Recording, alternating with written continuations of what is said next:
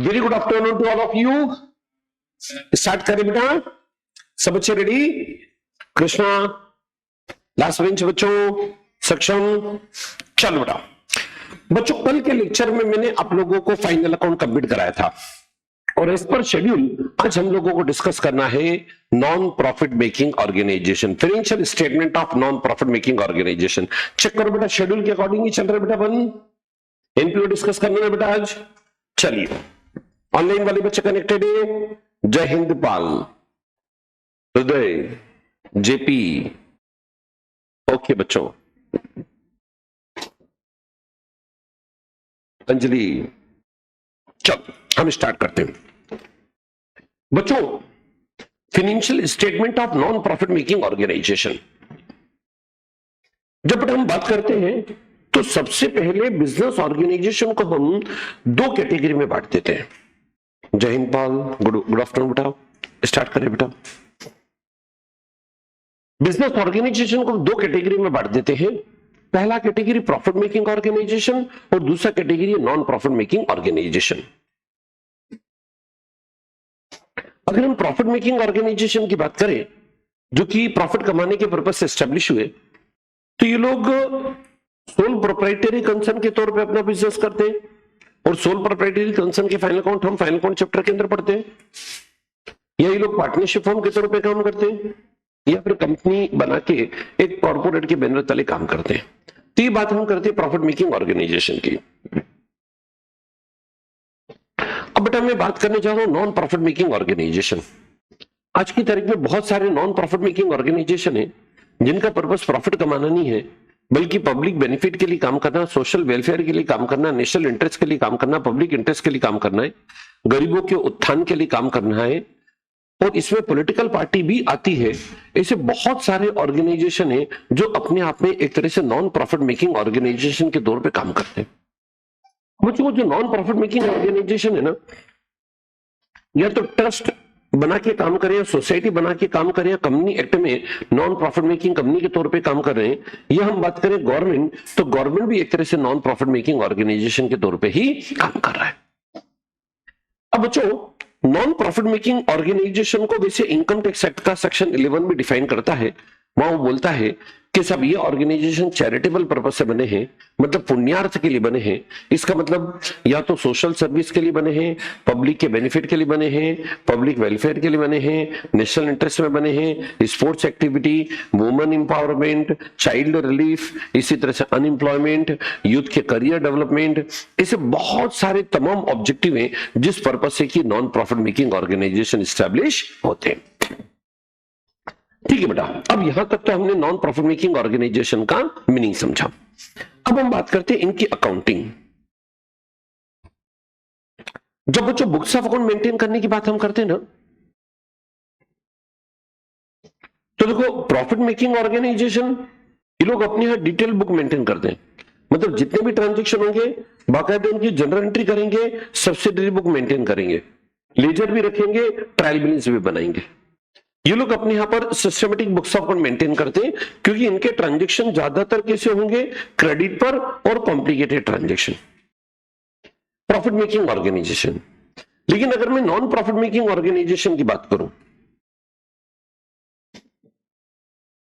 जैसे कोई हॉस्पिटल हो सकता है, कोई क्लब हो सकता है, कोई सोसाइटी हो सकती है, कोई ट्रस्ट हो सकता है, कोई लाइब्रेरी हो सकती है, कोई स्कूल या कॉलेज हो सकते हैं। अब बच्चों ये जो नॉन प्रॉफिट मेकिंग ऑर्गेनाइजेशन है ना, इनके ज्यादातर ट्रांजैक्शन कैश ट्रांजैक्शन होंगे। कैश मतलब प्योर कैश नहीं, बैंक से भी ट्रांजैक्शन को हम कैश की कैटेगरी के अंदर लेंगे, पर उधारी के ट्रांजैक्शन नहीं होंगे बेटा। जैसे एक हॉस्पिटल है, हॉस्पिटल में ऐसा थोड़ी होता है कि भाई उधारी लंबे समय चले, ठीक है भाई आजकल की उधारी समझ में आती, बराबर बच्चों। इसी तरह से स्कूल है, कॉलेज जैसे, यहां पर भी बहुत ज्यादा उधारी वाले कॉम्प्लिकेटेड ट्रांजैक्शन जैसे कि डेटर क्रेडिटर वाली कैटेगरी यहां पर बहुत देखने में नहीं मिलती। तो एक तो ट्रांजैक्शन ज्यादातर यहां पर नगद कैटेगरी के होंगे और ट्रांजैक्शन सिंपल होंगे, तो इसलिए ये लोग ज्यादा डिटेल में अकाउंटिंग करने के बजाय अपने यहां बना लेते हैं receipt and payment account. Receipt and payment में जितना भी पैसा इनके पास आया और जितना भी गया वो हमने लिख दिया। यहां मेरे पास कैश और बैंक का ओपनिंग बैलेंस होगा या कैश और बैंक का क्लोजिंग बैलेंस होगा, यानी आवक जावक इन्होंने लिख दी। अब बच्चों इस आवक जावक से हम इनके फाइनेंशियल स्टेटमेंट यानी income and expenditure balance sheet prepare करते हैं। बोलिए बेटा, क्या है तक सब बच्चों को क्लियर? बोलो जी। सबसे पहले ऑर्गेनाइजेशन को हमने कितनी कैटेगरी में बांटा बच्चों? 2। बोलो जी, पहली कैटेगरी कौन सा बेटा? Profit making. दूसरी कैटेगरी बच्चा नॉन प्रॉफिट मेकिंग। अच्छा ठीक, इसके बाद अकाउंटिंग की अगर हम बात करें तो अकाउंटिंग में हम लोगों ने डिस्कस किया था कि प्रॉफिट मेकिंग ऑर्गेनाइजेशन, इन लोगों के ट्रांजैक्शन ज्यादा कॉम्प्लिकेटेड होते हैं और ज्यादा कॉम्प्लिकेटेड होने के कारण ये लोग डिटेल में अकाउंटिंग मेंटेन करते हैं। लेकिन नॉन प्रॉफिट मेकिंग ऑर्गेनाइजेशन की अकाउंटिंग सिंपल होगी और ये लोग अपने यहाँ क्या मेंटेन करेंगे? Receipt and payment. अभी रिसिप्ट एंड पेमेंट कैसे मेंटेन करते हैं, पहले हम इस पे चले जाते हैं।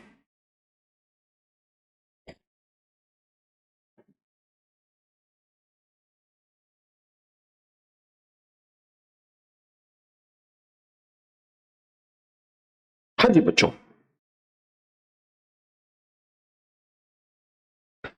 एक एग्जांपल लेके चलते हैं। जैसे आपके सामने साहब ये क्लब है, मान लीजिए यूथ क्लब। हमने सबसे पहले ऑर्गेनाइजेशन का नाम लिख दिया, हेडिंग दे दिया रिसिप्ट एंड पेमेंट।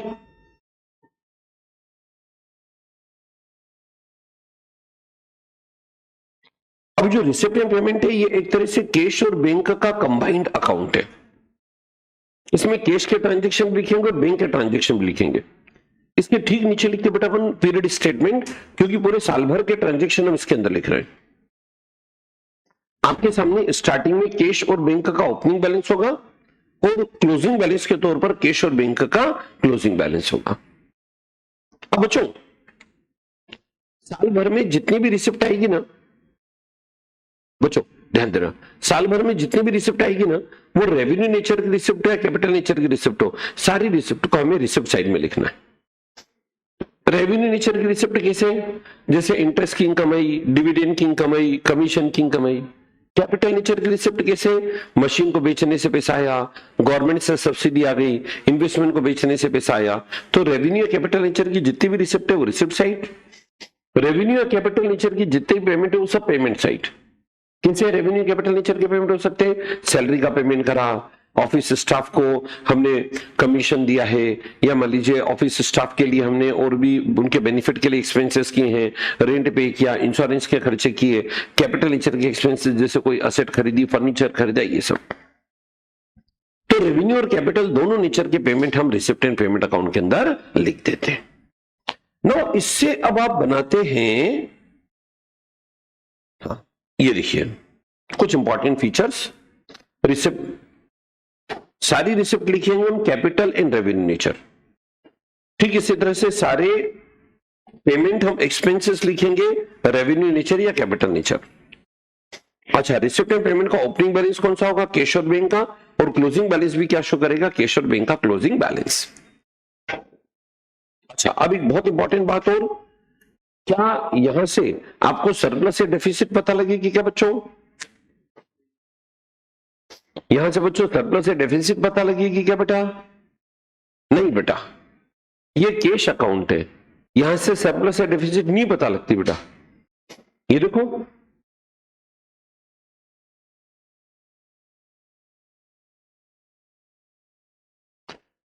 ये तो रिसिप्ट एंड पेमेंट अकाउंट है ना बच्चों। अपने पास कैश और बैंक का ओपनिंग बैलेंस होगा और आखिरी में कैश और बैंक का क्लोजिंग बैलेंस बचेगा। सरप्लस या डेफिसिट निकालने के लिए कहां जाना पड़ेगा अपने को? Income and expenditure. और इनकम एंड एक्सपेंडिचर के बाद क्या बनाएंगे हम? Balance sheet. अब बच्चों इनकम एंड एक्सपेंडिचर जब आप बनाने निकलोगे तो उसके पहले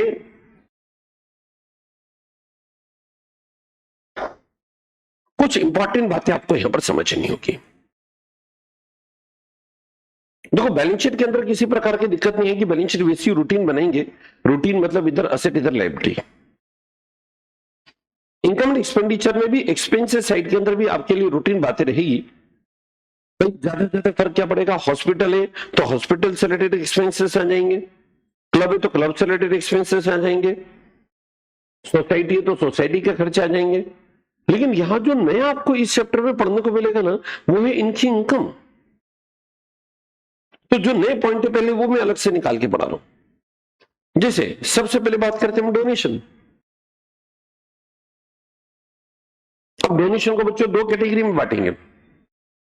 पहला कैटेगरी जनरल डोनेशन, दूसरा स्पेसिफिक डोनेशन। जनरल डोनेशन किसको बोलेंगे? जहां पर कि डोनेशन देने वाला व्यक्ति दान देते समय दान का पर्पस नहीं बता रहा है। ये डोनेशन रिकरिंग नेचर का होगा, ये स्मॉल अमाउंट के हैं, ये रेवेन्यू नेचर है। तो इनको कहां लिखेंगे हम? इनकम एंड एक्सपेंडिचर के इनकम साइड में। एग्जाम्पल के तौर पे देखिए भाई, कोई हॉस्पिटल आपने देखा, ट्रस्ट का हॉस्पिटल, आपको लगा वहां की व्यवस्थाएं ठीक है, जाते जाते आपने डोनेशन के तौर पे रसीद कटा दी। किसी तीर्थयात्री स्थल पे गए, वहां कोई मंदिर देखा आपने, मस्जिद देखी, गुरुद्वारा, चर्च, इस तरह की कोई भी धार्मिक स्थल देखा, उनकी व्यवस्थाएं बहुत अच्छी लगी, जाते जाते उस मंदिर या आश्रम के अंदर अपने डोनेशन की कुछ रसीद कटवा दी। ये कहलाएगा जनरल डोनेशन। और जनरल डोनेशन को कहां लेके जाएंगे हम? Income and expenditure. चलिए अब मैं बात करने जा रहा हूं स्पेसिफिक डोनेशन।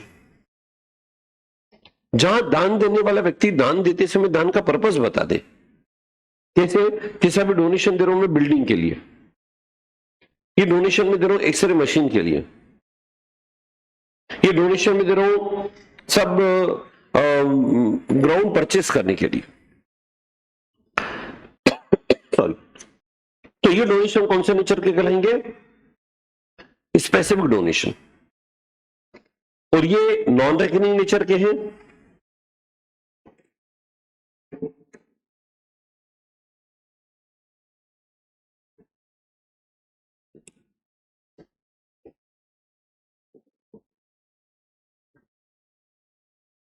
लार्ज अमाउंट के डोनेशन होते बेटा, कैपिटल नेचर के हैं।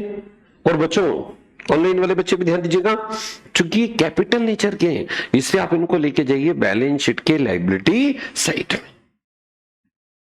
बोलिए बच्चों, क्या डोनेशन सब बच्चों को क्लियर? डोनेशन को आप कितनी कैटेगरी में बांट देंगे बेटा? पहला कैटेगरी जनरल, दूसरा कैटेगरी बच्चों स्पेसिफिक। जनरल डोनेशन को कहां ले जाएंगे आप? शाबाश। और स्पेशल डोनेशन को लायबिलिटी, क्योंकि ये डोनेशन मिला तब हमारी ड्यूटी बन गई कि उसको उसी पर्पस में यूज कर।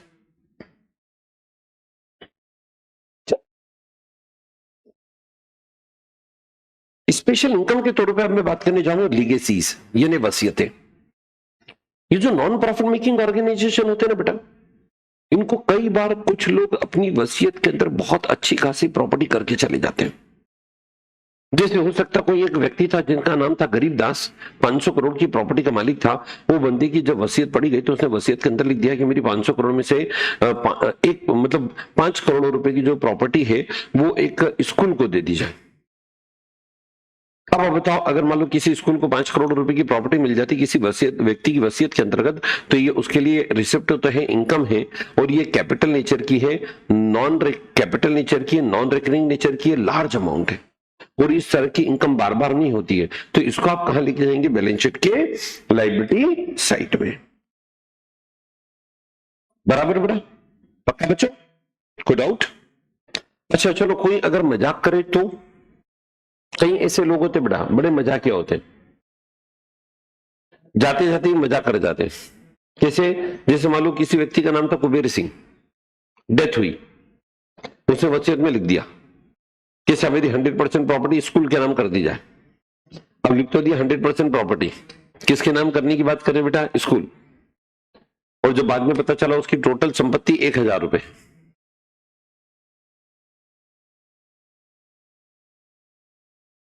तो बताओ अगर इस तरह की पोजीशन बनेगी तो उसको कहां मानेंगे हम? रेवेन्यू नेचर की इनकम मान के लेके जाएंगे।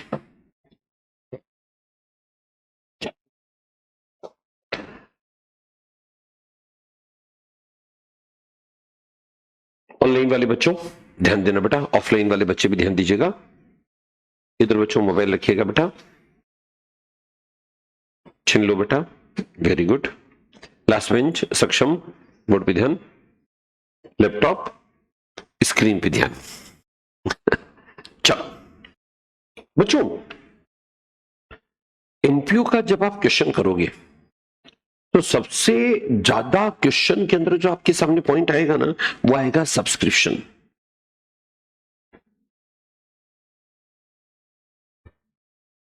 सब्सक्रिप्शन में चंदा। अब जैसे ये ज्यादातर देखने में कहां आएगा, मान लो कोई एक हेल्थ क्लब है, उसके 500 क्लब के अंदर मेंबर है,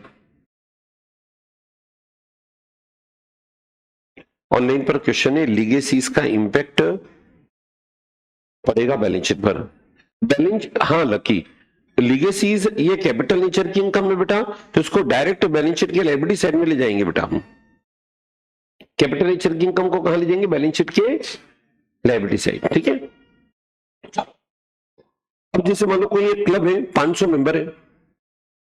अब क्लब में जब भी किसी नए मेंबर को एडमिशन दिया जाता है तो क्लब के अंदर जो जमाने भर की फैसिलिटी है, उन सभी फैसिलिटी को मेंटेन करने के लिए उनके डे टू डे खर्चे के लिए एक अमाउंट हम तय करते थे। क्या तय करते थे भाई, 1000 रुपए महीना आपको देना है, ये मान लो 3000 रुपए पर क्वार्टर देना है, ये 3000 या मान लो 10,000 रुपए पर ईयर आपको देना है।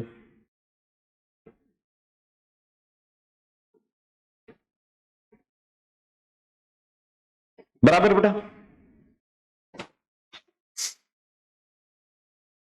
ओके बच्चों।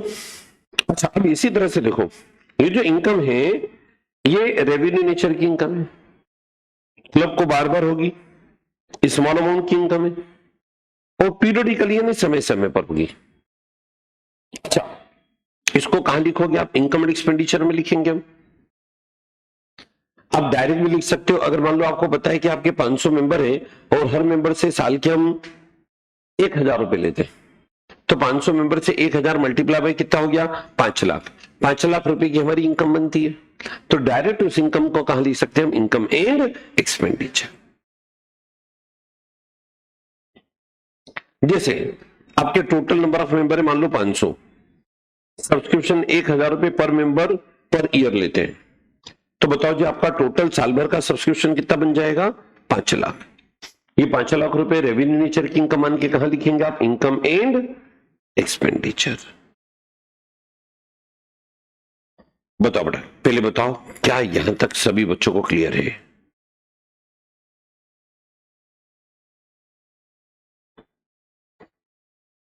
पक्का, अब रुको।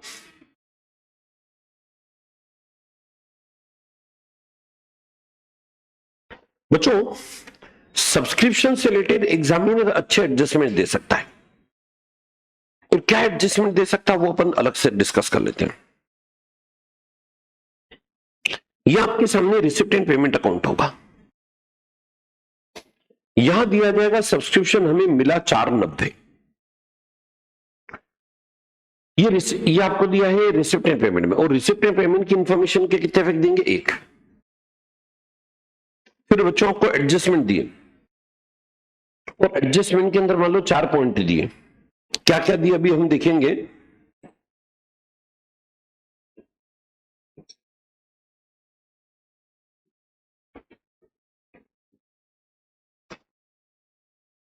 अब इनके इफेक्ट हम कैसे देते हैं, एक एक पॉइंट को समझते हुए मैं आपको यहां बताने जा रहा हूं, सुनिएगा बेटा। ये बनाया बच्चों हमने इनकम एक्सपेंडिचर, यहां आपके पास 4,90,000 का सब्सक्रिप्शन है, इसको आप लेके जाइए इनकम एंड एक्सपेंडिचर की इनकम साइड में, कि 4,90,000 रुपए सब्सक्रिप्शन के ड्यूरिंग ईयर में हमें मिले। अब इतना मिलने के बाद ईयर एंड पर कुछ लोगों से सब्सक्रिप्शन लेना बाकी हो सकता है, कितने रुपए लेना बाकी, 30,000। तो इसको नाम दे देते बच्चों हम लोग आउटस्टैंडिंग सब्सक्रिप्शन क्लोजिंग डेट के दिन का। बोलो क्लोजिंग डेट के दिन अभी भी 30,000 लेना बाकी है, तो इस 30,000 के 2 इफेक्ट चाहिए। बहादुर बच्चों बताइए।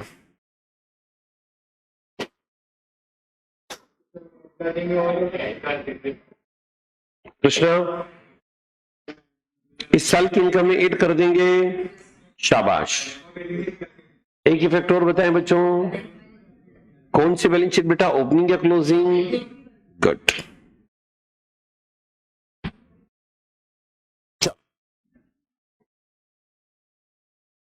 कुछ ऐसे लोग हो सकते हैं जो कि मतलब जिनके पास फाइनेंशियल प्रॉब्लम नहीं, उन्होंने आपको सब्सक्रिप्शन एडवांस में दे दिया, तो इस साल की इनकम से माइनस बैलेंस शीट के लायबिलिटी साइड। पक्का बेटा? चलो, जिस तरह से इस साल के अंत में कुछ लोगों से आउटस्टैंडिंग है, इसी पिछले साल जब बैलेंस शीट बनेगी तो पिछले साल के अंत में कुछ लोगों से सब्सक्रिप्शन लेना बाकी हो सकता था पिछले साल का, और उसको मैं बोलूंगा आउटस्टैंडिंग सब्सक्रिप्शन ओपनिंग। बोलो बेटा, ओपनिंग डेट का आउटस्टैंडिंग। हाँ जी, ओपनिंग बैलेंस शीट के एसेट। शाबाश। ओपनिंग बैलेंस शीट के एसेट में बेटा अब एक बात और ध्यान दो, ओपनिंग आउटस्टैंडिंग मतलब ओपनिंग डेट को सब्सक्रिप्शन लेना बाकी था। कौन सी डेट को लेना बाकी था बच्चों? और हम ये एज्यूम करके चलते जो ओपनिंग डेट को लेना बाकी था वो ड्यूरिंग द ईयर में तो आपको मिल चुका होगा। तो ड्यूरिंग द ईयर में जो 490 मिले ना आपको, उसमें शामिल है। बोलो क्या करें, माइनस करें कि प्लस करें? घटाएंगे। समझे बेटा? चलो आगे बताना।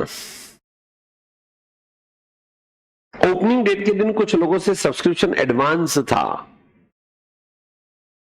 सक्षम, ओपनिंग डेट को advance.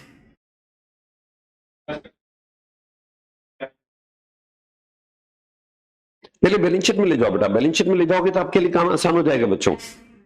Yes, opening balance sheet के डेबिट में नहीं बेटा, ओपनिंग बैलेंस शीट की लायबिलिटी में। ठीक है? हाँ, अब एक वेक्टर,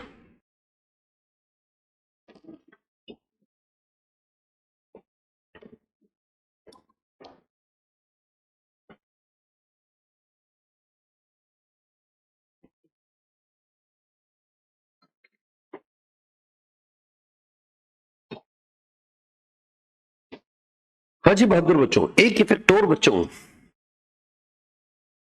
ओपनिंग डेट को एडवांस था मतलब बच्चों पिछले साल ही मिल गया था इस साल के वास्ते, पिछले साल ही मिल गया था इस साल के, तो इस साल नहीं मिला होगा। बोलो क्या करेंगे इस साल? ऐड करेंगे। तो बताइए बेटा, ऑनलाइन वाले बच्चे भी बताएं बच्चों, क्या सब्सक्रिप्शन की इफेक्ट है सब बच्चों को क्लियर? पहले मैं पूछ लूं आपसे, बताओ मेरे को, रिसिप्ट एंड पेमेंट में जो अमाउंट दिया उसका क्या करेंगे? 4,90,000 जो रिसिप्ट एंड पेमेंट में दिया था वो इस साल मिला, वो देखो इनकम में लिया। चलो लॉजिक, लास्ट बेंच, लॉजिक चाहिए बच्चों। क्लोजिंग डेट के दिन आउटस्टैंडिंग, बोलो बेटा दो इफेक्ट बच्चों, क्लोजिंग बैलेंस शीट के एसेट में और सब्सक्रिप्शन में 8। गुड। क्लोजिंग डेट के दिन एडवांस बेटा माइनस कर देंगे और क्लोजिंग बैलेंस शीट की लायबिलिटी। वेरी गुड बच्चों। अच्छा, फिर उसके बाद ओपनिंग डेट के दिन आउटस्टैंडिंग, ओपनिंग बैलेंस शीट के एसेट में, और ये मान के चलेंगे इस साल मिल गया होगा, इसलिए इस साल जो मिला उसमें पिछले साल का भी कुछ बकाया था वो मिला होगा, वो हटाओ। ओके बच्चों, चलो ओपनिंग डेट का एडवांस, ये पिछले साल मिल गया था इस साल के वास्ते, तब जो लोगों ने पिछले साल दे दिया था उन लोगों ने इस साल दिया होगा क्या? नहीं, नहीं, तो क्या करेंगे? ऐड करेंगे। पक्का बच्चों, विदाउट मजाक?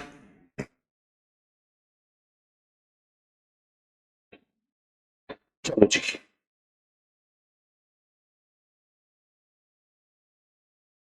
सब बच्चे बोर्ड पे देखो।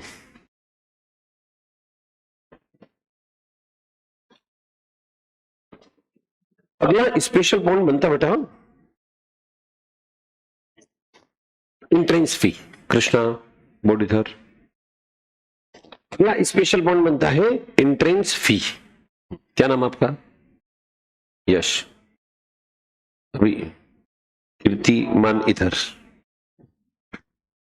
हाँ यश बताना है। जो एंट्रेंस फीस है ना बेटा, ये नॉर्मली क्लब के अंदर देखने को मिलेगा। जब भी क्लब के अंदर कोई नया मेंबर आता है, हम उस बंदे से एंट्रेंस फीस लेते, प्रवेश शुल्क लेते। नॉर्मली ये एंट्रेंस फीस हम अच्छा खासा हायर साइड पे अमाउंट रखते हैं, ताकि हमारे क्लब का डेकोरम बना रहे। जैसे मान लो आप सभी सीए लोग, आप सभी सीए लोगों ने अपना एक क्लब बना लिया बॉम्बे में, आप मतलब लंदन में आप रह रहे हैं, आप सीए हैं और लंदन में एक पर्टिकुलर लोकेशन में आप रह रहे हैं, आप चूंकि इंडिया के हैं, सीए हैं, तो आप लोगों ने अपना एक क्लब बना लिया और आप फैमिली से तो उस क्लब में जाते हैं। लेकिन आप ये सोचते हैं कि अपने क्लब का एक स्टैंडर्ड डेकोरम बना रहे। ये सक्षम जैसे लोग, यश जैसे लोग, कृष्णा जैसे लोग, ये नाम कुछ अच्छे रखे उससे मतलब नहीं है। ये क्या बीड़ी सिगरेट तंबाकू वाले लोग हैं। तो ऐसे लोगों को अपन सोचेंगे भाई अपने क्लब में ना आए तो अच्छा। तो इसके लिए हम क्या करते हैं, एक क्लब का डेकोरम बनाए रखने के लिए हम एंट्रेंस फीस अच्छी तगड़ी रखते हैं। अब ये जो एंट्रेंस फीस है, ये किसी भी मेंबर से वन टाइम की फी है। सब्सक्रिप्शन या मेंबरशिप फी बार बार लेंगे, लेकिन एंट्रेंस फीस एक बार लेंगे। अब ये नए मेंबर से आप लेंगे, कैपिटल नेचर की इनकम है, लार्ज अमाउंट, वन टाइम की फी है ये, इसको रजिस्ट्रेशन फी भी बोला जाता है, और उसको लिखेंगे कहां? बैलेंस शीट के लायबिलिटी साइड में। बच्चों पहले बताएं, है तक क्लियर? मन में कोई डाउट? चलो अब बताना। यही एंट्रेंस फीस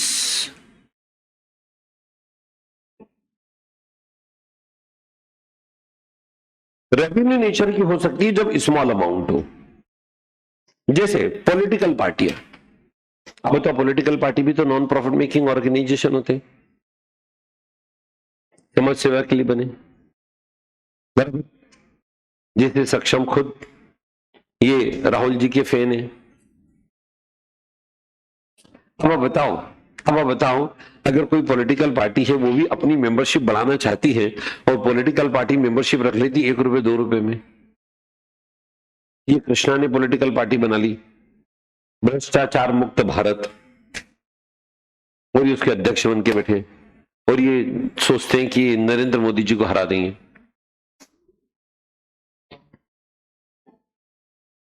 अब आप बताओ, हाँ भले अभी भ्रष्टाचार मुक्त बोले और कल से जीत भी गए ना, तो ये खुद भ्रष्टाचार युक्त भारत करेंगे। अब आप बताओ, पॉलिटिकल पार्टी अपनी मेंबरशिप बढ़ाने के लिए नॉमिनल एंट्रेंस फीस रख देती है, बराबर बेटा। और नॉमिनल एंट्रेंस फीस रख देगी तो ये उन लोगों के लिए इनकम है, रेवेन्यू नेचर की इनकम है, इसलिए आप उसको लेके जाइएगा इनकम एंड। वेरी गुड, बोलो यहां तक परफेक्ट है।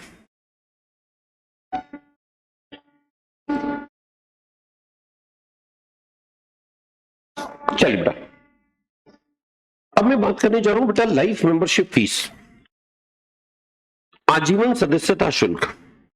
अब क्या होता है, जैसे मान लीजिए एक हेल्थ क्लब है, इसमें 500 मेंबर है। अब जैसे सक्षम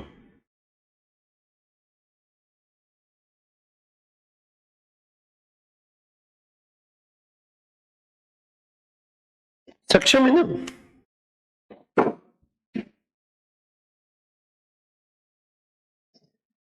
वेट है सिर्फ 465 किलो। ये एक हेल्थ क्लब में आ रहे हैं। अच्छा, पैसा इनके पास बहुत है, बात पैसे की नहीं है, बट दिक्कत क्या है इनके सामने कि ये हेल्थ क्लब में जब आते हैं तो देखो इन्होंने एंट्रेंस फीस तो भर दी एक बार की 1 लाख रुपए, मेंबरशिप फीस हर महीने 1,000 है। अब हर महीने 1,000 भरना भूल जाते हैं, ये गेट पे खड़ा हुआ चौकीदार यश रोक देता है।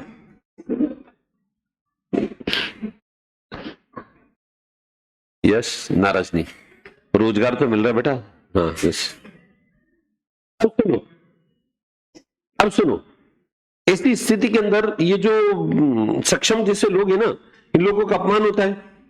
तो ये लोग ये सोचते हैं कि यार मैं इस क्लब में लाइफ टाइम आने वाला हूं, जिस तरह से मैंने अपनी सेहत मेंटेन करके रखी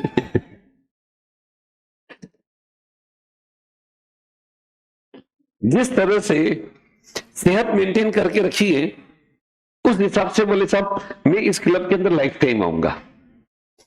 तो ये चाहते हैं कि ये बार बार हर महीने के महीने जो सब्सक्रिप्शन भरना है उसका हेडक खत्म हो, उसके बजाय एक बार का लमसम अमाउंट भर दे।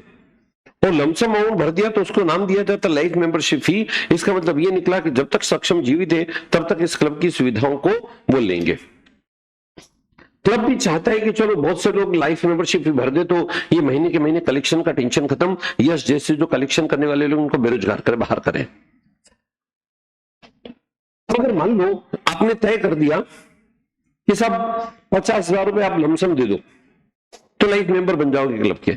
अब क्लब को ये अमाउंट आएगा तो ये कैपिटल नेचर का अमाउंट है, ये लार्ज अमाउंट है, नॉन रिकरिंग नेचर का है। इसको बैलेंस शीट के लायबिलिटी साइड में लिखेंगे। ये देखो जी,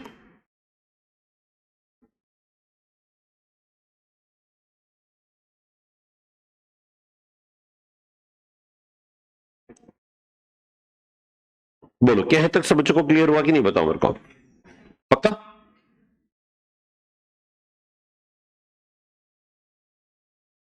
लाइफ मेंबरशिप फीस के बाद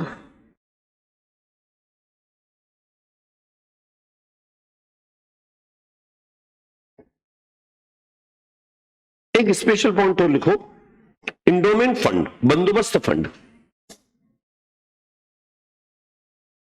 बहुत सारे इंडोमेंट फंड चलते हैं और नॉन प्रॉफिट मेकिंग ऑर्गेनाइजेशन में आप देखोगे तो इस तरह के काफी सारे इंडोमेंट फंड देखने को मिलेंगे। क्या होते बेटा वो जरा ध्यान से आप देखिएगा। जैसे किस बच्चे का एग्जांपल लेना है यार, हाँ नाम बोलो बेटा। निखिल, चश्मा लगा, आवाज नहीं आएगी। हाँ अभी निखिल, 12th फेल इन सप्लीमेंट्री, डायरेक्ट नहीं बोलते 12th फेल, 12th फेल इन सप्लीमेंट्री मतलब सप्लीमेंट्री तक पहुंचे। अच्छा बाद में इन्होंने क्या पैसा बहुत कमा लिया।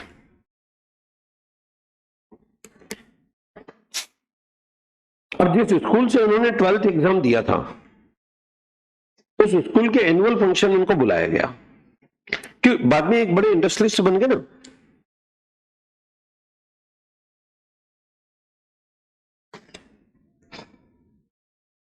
बराबर।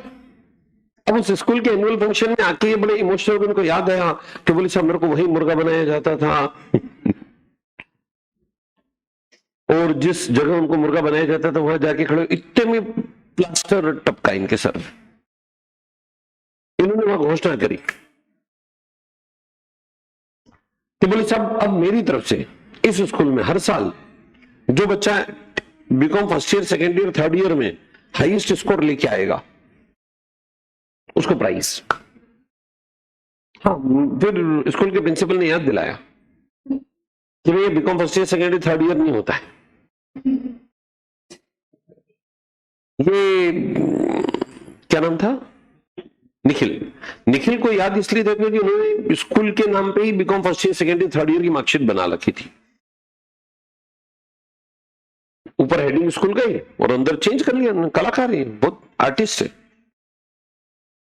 अब आप बताओ, इन्होंने अपने शब्दों को वापस लिया, फिर बोलते हैं बोले ठीक है साहब 10th, 11th, 12th में जो भी बच्चे हाईएस्ट स्कोर लेके आएंगे उनको मेरी तरफ से प्राइज।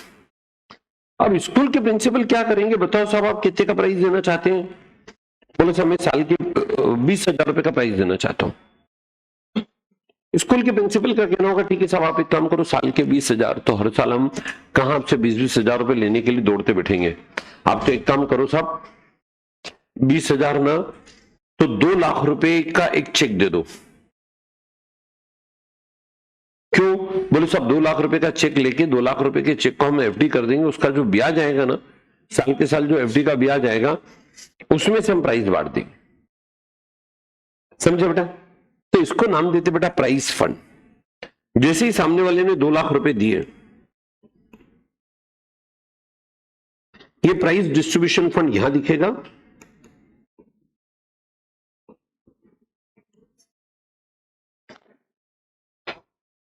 अब बच्चों धीरे से हम ये बैंक से पैसा निकाल लेंगे और उसकी जगह कर देंगे एफडी या इन्वेस्टमेंट।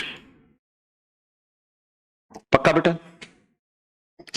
अब बच्चों ये जो प्राइस डिस्ट्रीब्यूशन फंड आपने बना लिया, 2 लाख रुपए की एफडी कर दी, इस एफडी का आगे न पीछे ब्याज आएगा। अब ब्याज की इनकम को पीएनएल में ले जाते हैं, लेकिन ध्यान देना अगर आपने किसी प्रकार का फंड बना रखा है तो उसकी इनकम को इस फंड में ही जोड़ना।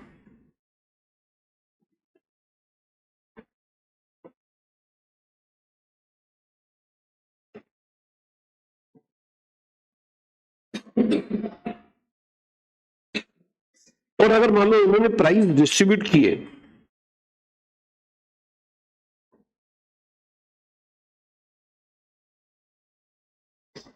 इसमें मान लो 18,000 का खर्चा किया, तो इसमें से माइनस करेंगे।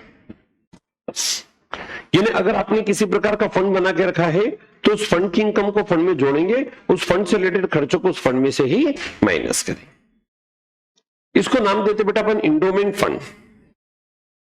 और इसे बहुत सारे फंड हो सकते हैं, जैसे एग्जांपल के तौर पे prize distribution fund, tournament fund, annual day celebration fund, sports fund, ऐसे जमाने भर के फंड्स हो सकते हैं।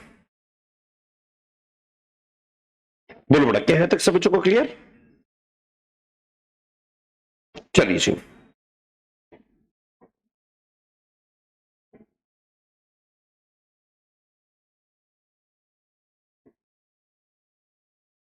Next point. अब कुछ छोटे छोटे पॉइंट हैं, ध्यान दीजिएगा। Sales of old asset. अब ये कोई बहुत बड़ा या नया पॉइंट नहीं है, बट अपने को देखने को मिलेगा, इसलिए समझ लो। अगर आपने एमपीओ के क्वेश्चन के अंदर दिया असेट बेची, तो हो सकता है वो बुक वैल्यू दे दे कि सब 50,000 की वैल्यू की असेट थी, इसको बेचा आपने 40,000 में। अब अगर बच्चों 50,000 की एसेट को 40,000 में बेचना तो 10,000 रुपए का घाटा ही इनकम एक्सपेंडिचर में जाएगा। और अगर 50,000 की एसेट को 52,000 में बेचना, 2,000 का प्रॉफिट है, इस सरप्लस को इनकम एक्सपेंडिचर में इनकम साइड में ले जाएंगे। ये तो अपना फाइनल कॉन्ट्रैक्ट जैसा करते हैं वैसे करना है। लेकिन बड़ा मुद्दे की बात क्या है कि वो देखो, कभी कभी ऐसी एसेट देंगे जिसकी बुक वैल्यू 0 है, मतलब एसेट पूरी तरह से एक्सपायर्ड हो चुकी, यूटिलाइज हो चुकी है। अब इस एसेट को बेचा आपने कितने में? सपोज करें 10,000 में बेचा, तो जो 10,000 रहेगा पूरा पूरा सरप्लस है, और इस सरप्लस को बोलो उठा के कहां लेके जाओगे? Income and expenditure. ये कब होगा? जबकि एसेट ऐसी हो जो एक तरह से जिसकी यूजफुल लाइफ पूरी तरह से एक्सपायर्ड हो चुकी हो।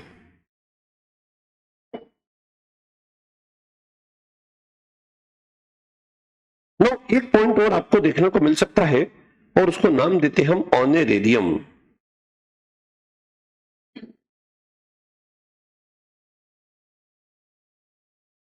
ऑनरेरियम मतलब मानदेय, सम्मान राशि, सम्मान निधि। अब जैसे एक सिंपल सा एग्जांपल लेते हैं, मान लीजिए एक लाइब्रेरी, ट्रस्ट ने कोई लाइब्रेरी बनाई है, तो लाइब्रेरी तो बना दी, लेकिन लाइब्रेरी को संचालित करने के लिए किसी व्यक्ति की आवश्यकता पड़ेगी। तो सपोज करें हमारा ध्यान जाता है यश की ओर। यश से हम बात करते हैं, यश भाई आप रिटायर्ड पर्सन है, वैसी आपकी एज 65 है, घर बैठ के फालतू घर के लोगों को परेशान करते हो। एक काम करो, आप लाइब्रेरी में आओ, सवेरे से शाम लाइब्रेरी को संभालो, संचालित करो। अब हम आपको उतनी तनख्वाह तो नहीं दे सकते जितने आप पढ़े लिखे हो, लेकिन चूंकि ये समाज सेवी संस्था है, लाइब्रेरी में आप काम करोगे तो थोड़ा सा आपका मन भी यहाँ पे लगा रहेगा। हम आपको आने जाने के खर्चे के नाम पे कुछ सम्मान राशि दे देते हैं, ऑनरेरियम। ऐसे ही कई बार किसी हॉस्पिटल को हम देखते हैं, मान लो ट्रस्ट का हॉस्पिटल है, मान लो इंदौर के कुछ लीडिंग जो डॉक्टर है उनसे बात करते हैं, तो बोले साहब आप बहुत एक्सपर्ट डॉक्टर हैं, पर हम चाहते हैं कि आप महीने में एक आधी विजिट हमारे हॉस्पिटल में भी रखें। आपने इतना पैसा कमा रहे, वो अपनी जगह है, एक समाज सेवा के नाम पे सोशल सर्विस हो जाएगा। और कई बार डॉक्टर्स करते हैं, चलो डॉक्टर आपके नाम पे आ तो जाएगा, लेकिन उसके आने जाने, उसके साथ जो उसका स्टाफ है और कुछ जो मशीन वगैरह कुछ लाना ले जाना करना है, तो उसके जो खर्चे होंगे उसके लिए हम उसको एक मानदेय सम्मान के रूप में राशि दे देते हैं। वो सम्मान के तौर पे वो जो राशि दे देते हैं वो हम लोगों के लिए एक्सपेंसेस है। बोलो क्या है तक सब बच्चों को क्लियर? ये बेटा मैंने स्पेशल पॉइंट बताया आप लोगों को।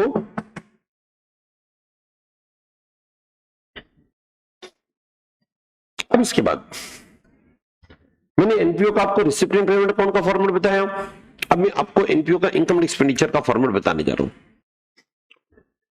उसके पहले मैं स्पेशल इनकम पढ़ा के आ चुका हूं, आपको समझिएगा। हमने ऊपर हेडिंग दिया इनकम एक्सपेंडिचर, तो प्रॉफिट एंड लॉस अकाउंट की बजाय इनकम एक्सपेंडिचर हेडिंग दी गई, क्योंकि यहां सरप्लस या डेफिसिट निकलेगा। डेबिट साइड में एक्सपेंसेस आ जाएंगे, यहां रूटीन एक्सपेंसेस आएंगे बेटा। बस थोड़ा बहुत फर्क क्या पड़ेगा, अगर हॉस्पिटल का क्वेश्चन कर रहे हैं तो डॉक्टर से या नर्सिंग स्टाफ की सैलरी वगैरह और हॉस्पिटल के एक्सपेंसेस आ जाएंगे। अगर स्कूल या कॉलेज का क्वेश्चन कर रहे हैं तो ऐसे केस में टीचर या प्रोफेसर की सैलरी, स्कूल कॉलेज या स्टाफ की सैलरी आ जाएगी। बराबर बेटा? हाँ, बस फर्क इनकम में पड़ेगा। चलो एक एक पॉइंट देख लीजिए।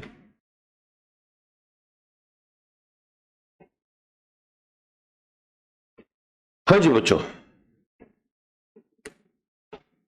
इनकम साइड में मैंने लिखा सब्सक्रिप्शन। जितना सब्सक्रिप्शन मिला वो हम लिखेंगे, ये रिसिप्ट एंड पेमेंट से मिल जाएगा बेटा। क्लोजिंग डेट इतना मिलने के बाद भी कुछ लोगों का आउटस्टैंडिंग हो सकता है क्लोजिंग डेट के दिन, उसको जोड़ दो। कुछ लोगों ने क्लोजिंग डेट के दिन एडवांस देके रखा है, घटा दो। कुछ लोगों ने पिछले साल ही बाकी रखा हुआ था, हम मान के चलते वो मिल गया होगा तो उसको हटा दो। कुछ लोगों ने पिछले साल दे दिया था इस साल के वास्ते, बट हमें उनको बेनिफिट इस साल देना पड़ा, तो इनकम इस साल की, इसलिए इस साल की इनकम में जोड़ दो। ऐसी एंट्रेंस फीस, अब इससे तो बेटा एंट्रेंस फीस को अपन कैपिटल नेचर की मानते हैं, लेकिन अगर क्वेश्चन बोलते हैं एंट्रेंस फीस का 50% पार्ट रेवेन्यू नेचर, तो फिर उसको इनकम एक्सपेंडिचर में लेके जाना, जितना रेवेन्यू नेचर कमाना। अब याद करो, स्पेशल डोनेशन को तो हम ले जाते बैलेंस शीट के लायबिलिटी में, जनरल डोनेशन का इनकम एक्सपेंडिचर में लेके आते हैं। लाइफ मेंबरशिप फीस अभी मैंने बताया था, वैसे तो कैपिटल नेचर की इनकम है, लेकिन कभी ऐसा हो सकता है कि क्वेश्चन में दिया जाए कि सभी क्लब की पॉलिसी है कि लाइफ मेंबरशिप फीस को 20 साल के अंदर टुकड़े टुकड़े टुकड़े में इनकम आनी है, या 15 साल के अंदर टुकड़े टुकड़े टुकड़े में इनकम आनी है। बराबर बेटा? तो ऐसे केस में हम क्या काम करेंगे, जितना पार्ट हम इनकम मानते हैं उसको इनकम एक्सपेंडिचर में लेके आएंगे। एनुअल डिनर, कभी कभी हम क्या करते हैं, जो क्लब के मेंबर हैं उन लोगों के लिए डिनर ऑर्गेनाइज करते हैं, और वो भी कंट्रीब्यूशन के बेसिस पे, है ना। अब तो हमने सभी से कंट्रीब्यूशन करा, खर्चा भी हुआ डिनर पे, तो जो नेट अमाउंट होगा वो कहां जाएगा, आउटर कॉलम।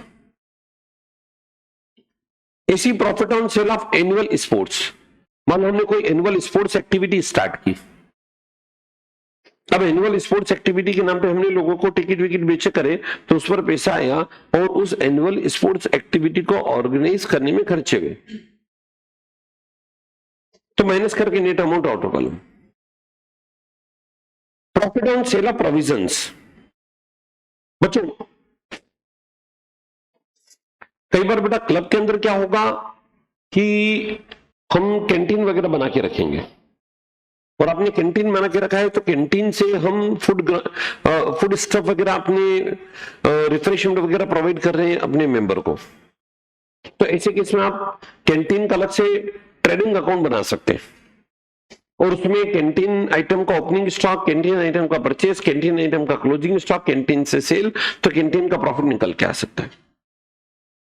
और चलो हम तो ऐसे क्लब में जा रहे हैं जहां पर की कैंटीन है, ये कृष्णा, ये सक्षम, नाम देखो इन लोगों के कितने अच्छे, लेकिन ये ऐसे क्लबों में जाते हैं जहां पर की बार फैसिलिटी है, ये ऐसे लोग हैं, और आप भी उन क्लब में गए हैं ऑडिट करने के लिए। तो अब उस क्लब का आप बार ट्रेडिंग अकाउंट बनाएंगे, जिसमें देखेंगे बार आइटम का ओपनिंग स्टॉक कितना, बार परचेस कितना, बार आइटम का सेल कितना, बार आइटम का क्लोजिंग स्टॉक कितना, बार आइटम का प्रॉफिट कितना। ठीक इसी तरह से क्लब हॉल हमने मान लो किराए पर दिया तो किराए की इनकम हो सकती है।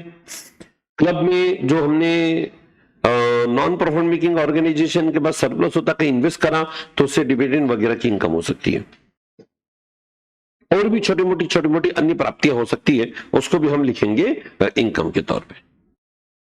एक्सपेंसेस यहां पर रूटीन रहेंगे, जैसे सैलरी है, रेंट है, इंश्योरेंस है, डेप्रिसिएशन है, बुक्स वगैरह, audit fee, printing, bank charges on postage, electricity, convention expenses और नाना प्रकार का। और छोटा मोटा तो क्या हो जाएगा, मतलब जो ऑर्गेनिक उस पर डिपेंड करेगा। जैसे हॉस्पिटल है तो हॉस्पिटल के खर्चे आ जाएंगे, क्लब है तो क्लब के खर्चे आ जाएंगे, बराबर बेटा। इस तरह से बोलो, क्या है तक सब बच्चों को क्लियर? बोलो अब अगर मैं सिंपल पैटर्न के क्वेश्चन तो करके बता सकेंगे? लास्ट बेंच, मजाक नहीं बेटा, हाँ बोलो।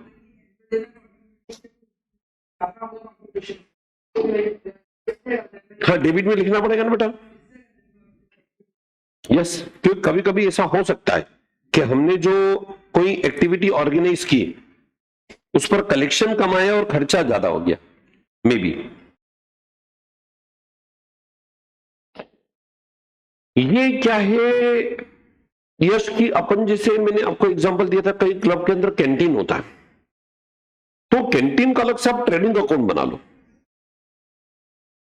वहां से हम अपने जो क्लब मेंबर के लोग हैं उनको, मान लो हेल्थ क्लब है तो न्यूट्रिशन फूड वगैरह हम वहां से दे रहे हैं,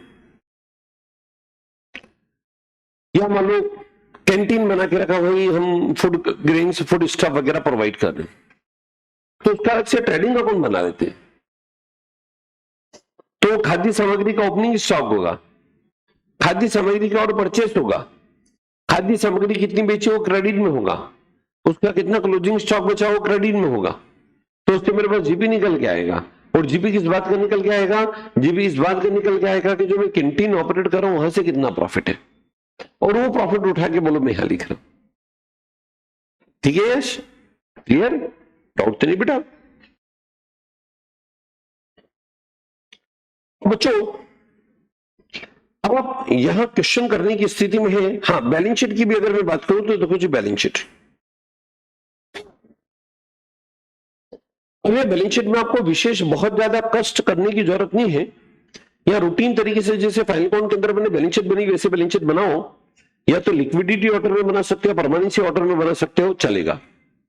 जैसे देखो मैंने cash in hand cash at bank, highly liquid investment, BR, debtor, ये सारी चीजें अपनी असेट के तौर पे लिखी, उधर लाइबिलिटी के तौर पे पॉइंट्स लिखे।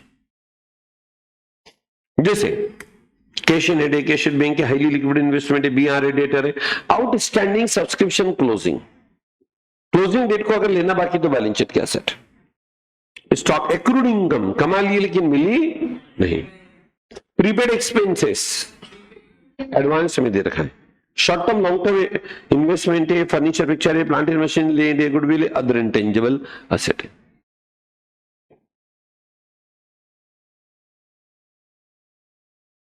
इसी तरह से bank OD, bills payable, credit और आउटस्टैंडिंग एक्सपेंसेस, अर्नर्ड इनकम, नहीं बेटा income received in advance, Hindi में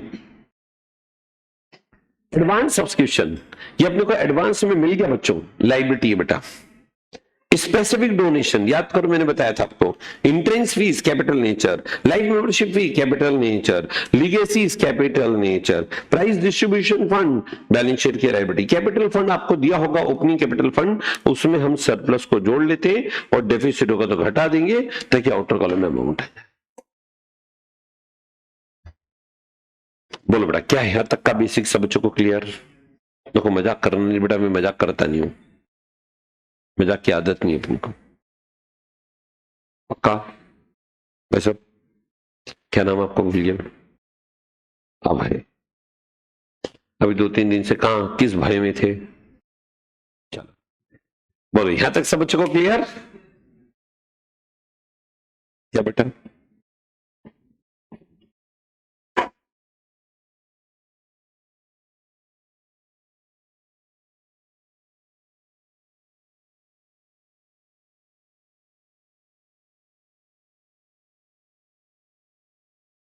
आप क्वेश्चन निकालिए बेटा। यस,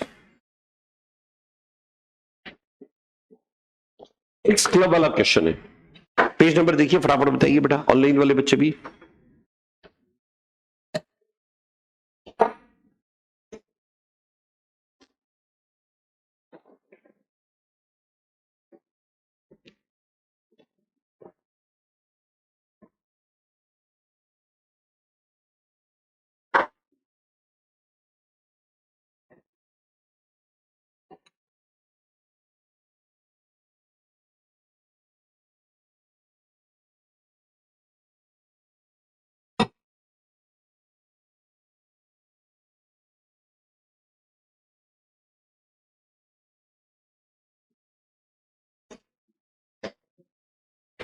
करिए बेटा स्टार्ट। बहादुर बच्चों, चलो। Following recipient payment of x club. अब देखो बेटा, एक्स क्लब का रिसिप्टेंट पेमेंट आपको दिया है। अच्छा, रिसिप्टेंट पेमेंट है और नीचे एडजस्टमेंट है। अब आपको क्वेश्चन बनाना पड़ेगा इनकम एंड एक्सपेंडिचर और क्लोजिंग बैलेंस शीट, और एक और वर्किंग नोट बनाना पड़ सकता है ओपनिंग बैलेंस शीट के तौर पर।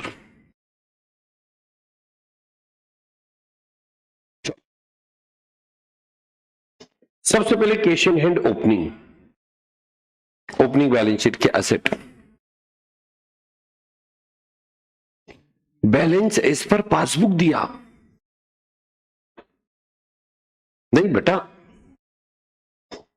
बैंक बैलेंस मेरे को चाहिए होता कैश बुक के अकॉर्डिंग, और इन्होंने पासबुक के अकॉर्डिंग दे दिया। तो थोड़ी देर के लिए मैं मान सकता था कि पासबुक का फिगर और कैश बुक के फिगर में देयर इज नो एनी अंतर, बट ऐसा इसलिए नहीं मान सकता हूं क्योंकि क्वेश्चन में एक पॉइंट दे रखा है, check unrepresented for repair.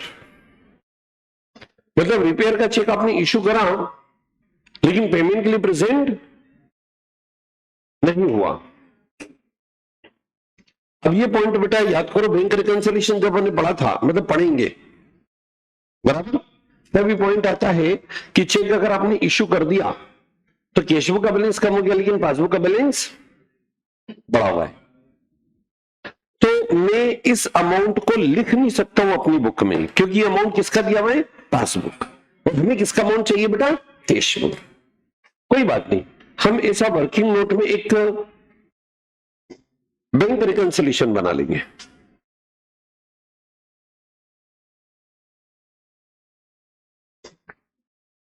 Okay, और इस बैंक रिकंसिलिएशन में हम क्या करेंगे? पासबुक से चलेंगे तो किसके बैलेंस में आ जाएंगे?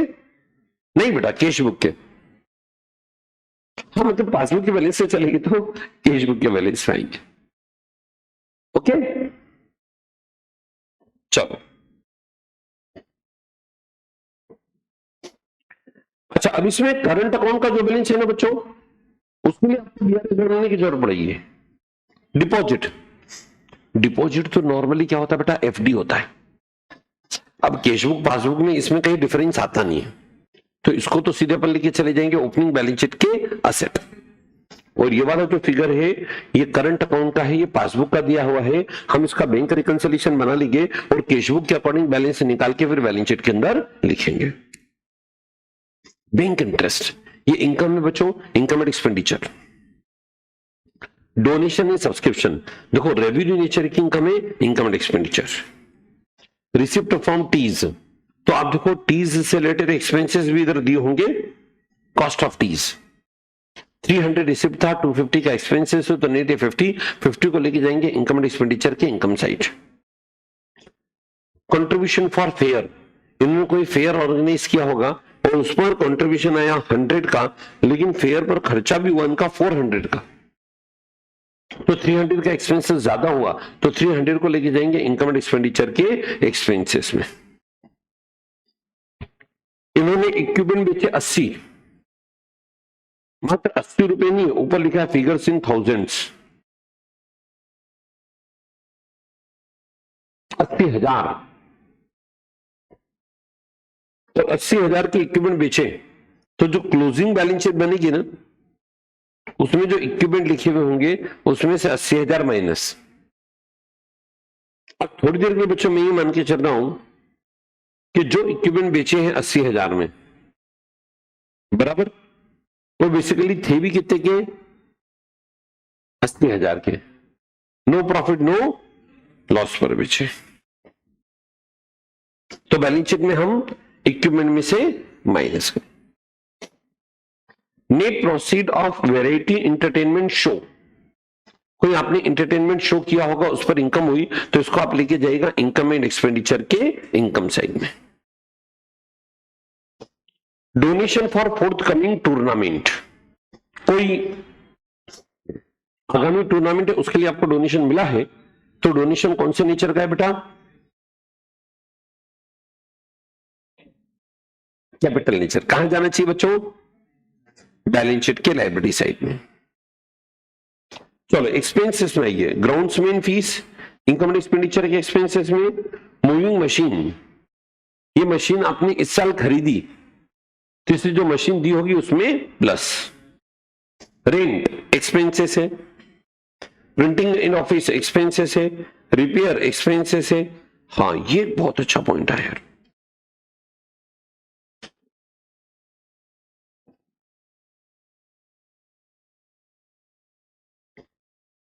Honorarium to secretary and treasurer, secretary and treasurer को ऑनरेरियम 400 रुपए। बोलो बच्चों, और ये पिछले साल का है, इसका मतलब निकला पिछले साल का ऑनरेरियम आपने इस साल दिया है।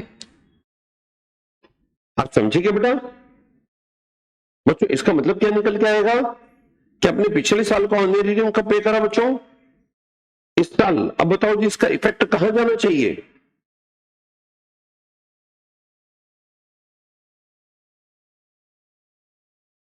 बोलो बेटा।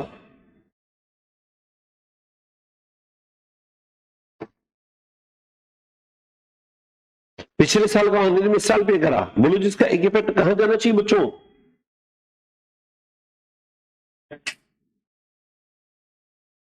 बैलेंस शीट के लायबिलिटी। कौन सी बैलेंस शीट बेटा? ओपनिंग बैलेंस शीट के लायबिलिटी, ओपनिंग बैलेंस शीट के लायबिलिटी, क्योंकि ओपनिंग डेट को देना बाकी। गुड। अच्छा, अब आपको बैलेंसेस दिए, क्लोजिंग बैलेंसेस है। अभी क्लोजिंग बैलेंसेस में आप चेक करेंगे बेटा, डिपॉजिट का बैलेंस दिया,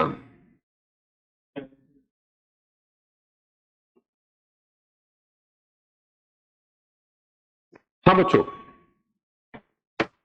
डिपॉजिट्स, तो डिपॉजिट्स क्लोजिंग डेट को दिए, तो उसको सीधे लेके जाओ क्लोजिंग बैलेंस शीट के एसेट में। करंट अकाउंट का बैलेंस है, ये बैंक बैलेंस है, ये बीआरएस में जाएगा कि पासबुक का बैलेंस है, और हमें कौन सा बैलेंस चाहिए? Cash book. चलो, कैश इन हैंड नहीं बेटा, क्लोजिंग बैलेंस शीट के एसेट। ओके, हाँ। चलिए, और आपके पास अब एडिशनल इंफॉर्मेशन है। अब ये जो एडिशनल इंफॉर्मेशन है, इसके दो इफेक्ट देंगे हम। सबसे पहले सब्सक्रिप्शन, क्लोजिंग डेट के दिन आउटस्टैंडिंग, सब्सक्रिप्शन एड और बैलेंस शीट के asset. Opening outstanding, opening balance sheet के एसेट और सब्सक्रिप्शन से minus. Very good. Amount due for printing, printing का खर्चा देना बाकी था क्लोजिंग डेट के दिन, आउटस्टैंडिंग प्रिंटिंग है बैलेंस शीट के लायबिलिटी साइड में, और इस साल के खर्चों में एड। ओपनिंग डेट का प्रिंटिंग का खर्चा था, ओपनिंग बैलेंस शीट के लायबिलिटी साइड में देना बाकी है, ओपनिंग बैलेंस शीट की लायबिलिटी में। पक्का? इस साल जितने खर्चे पे करे उसमें से माइनस, ये मान के चलेंगे कि जितना इस साल हमने पेमेंट करा उसमें पिछले साल का तो पेमेंट कर दिया कर दिया होगा, हमें तो बात ही की है। चलो, estimated value of plant and machine, opening date के दिन 800 रुपए की थी, क्लोजिंग डेट के दिन 1750। ओपनिंग डेट के दिन थी तो ओपनिंग बैलेंस शीट के एसेट और क्लोजिंग बैलेंस शीट के भी एसेट। अब देखो जी, 800 की थी, आपने मशीन और खरीदी भी थी 1500, 800 और 15 जोड़ो बेटा 2300, लेकिन बची कितने की 1750। तो बाकी क्या हो जाएगा बच्चों, नहीं डेप्रिसिएशन, तो उसका एक इफेक्ट और कहां जाएगा, इनकम एंड एक्सपेंडिचर के एक्सपेंसेस में। चलो, interest not yet entered in passbook. अब बच्चों, ये एक तरह का एक्रूड इंटरेस्ट है, जो इंटरेस्ट आपने कमा लिया लेकिन मिला नहीं। अब एक्रूड इंटरेस्ट के भी हमें कितने इफेक्ट देने पड़ेंगे, 2, एक तो इनकम एंड एक्सपेंडिचर में और एक बैलेंस शीट के asset. Grounds main bonus outstanding, अब ग्राउंड्स मेन को बोनस देना बाकी है क्लोजिंग डेट के दिन, तो क्लोजिंग बैलेंस शीट के लायबिलिटी में, क्लोजिंग बैलेंस शीट के लायबिलिटी में बराबर, और एक्सपेंसेस में 8। Now for the year ended 2020 the honorarium to secretary treasurer is increased by 200। इस साल का ऑनरेरियम 200 रुपए से बढ़ाना है। अब तो बेटा पिछले साल का ऑनरेरियम दिया कितना है क्वेश्चन में, 400, और इस साल का कितने से बढ़ाना है, तो 400 200 कितने हो गए, तो इस साल का जो ऑनरेरियम वो कितना हो गया 600 के कितने इफेक्ट, कहां कहां, क्लोजिंग बैलेंस शीट के लायबिलिटी में और एक इनकम एंड एक्सपेंडिचर के एक्सपेंसेस। अब यश, ध्यान दो, यश एक अकेले आप ही यश नहीं है, और यश है। तो सुनो, यहां आपके पास एक पॉइंट ये दिया है, check issued but not yet presented for payment. ये रिपेयर का चेक था, जो चेक आपने इश्यू करा लेकिन प्रेजेंट नहीं हुआ। तो बच्चों आपको एक काम करना पड़ेगा, बैंक रिकंसिलिएशन स्टेटमेंट बनाएंगे हम। देखो जी, ओपनिंग डेट के दिन बैलेंसेस थे पासबुक के, याद करो, BRS, right hand passbook, left hand cash book, cheque issue करा, कैश बुक का बैलेंस इक्वल करने के लिए पासबुक भी, और ये कम करेंगे तो ये मेरे पास बैलेंसेस आ जाएंगे किसके, कैश बुक के अकॉर्डिंग। और इन बैलेंसेस को, इसको लेके जाना आप opening balance sheet, closing balance sheet. बोलिए बेटा, क्या है तक सब बच्चों को क्लियर? लेकिन बेटा अभी काम खत्म नहीं हुआ, अब मुद्दे की बात एक और आएगी। हाँ बेटा,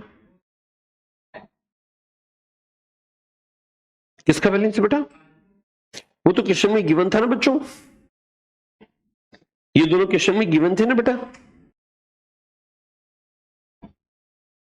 बराबर। यश, क्यों यश नाम को बर्बाद करते हो बेटा?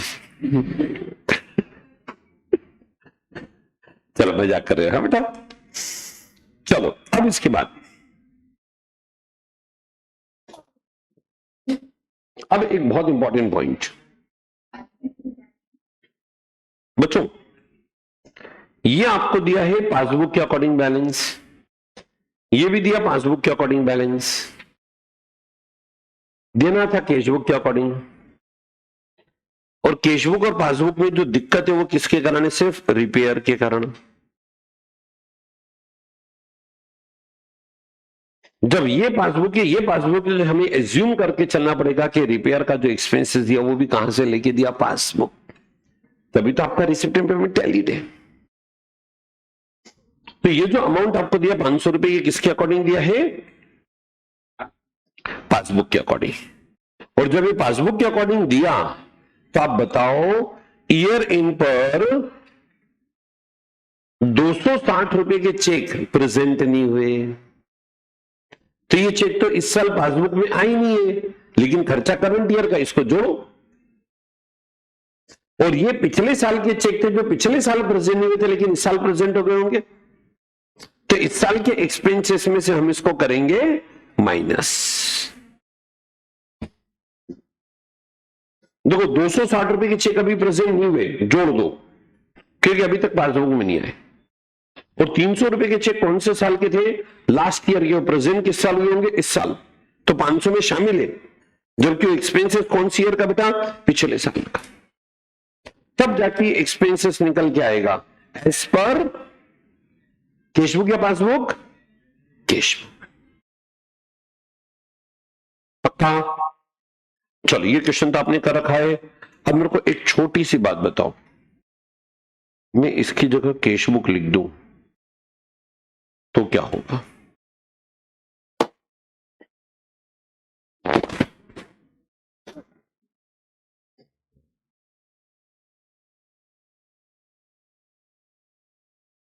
हाँ बच्चों, यही वाला बैलेंस लेंगे और इस पॉइंट का फिर कोई इफेक्ट नहीं देंगे, क्योंकि अगर ऊपर अमाउंट कैशबुक के दिए तो जो cheque issue but not yet presented for payment, उसका इफेक्ट ऑलरेडी ऊपर। अच्छा चलो कर सकते बेटा। चलिए बेटा, आज के सेशन को बेटा हम यहां पर एंड करेंगे, बाकी बात हम कल के लेक्चर में करते बेटा। आज थोड़ा सा सेशन अपना 10 मिनट का कम रहा होगा, आज उस बैच का लास्ट डे है तो इस कारण उधर थोड़ा शेड्यूल देना रहेगा। मंडे से फिर हम अपने शेड्यूल को और थोड़ा सा इनहेंस कर सकते हैं। ओके बेटा, 10 से 15 मिनट और बढ़ा सकते बेटा, है ना। चलिए सभी बच्चों को बहुत बहुत धन्यवाद, thank you, thanks a lot.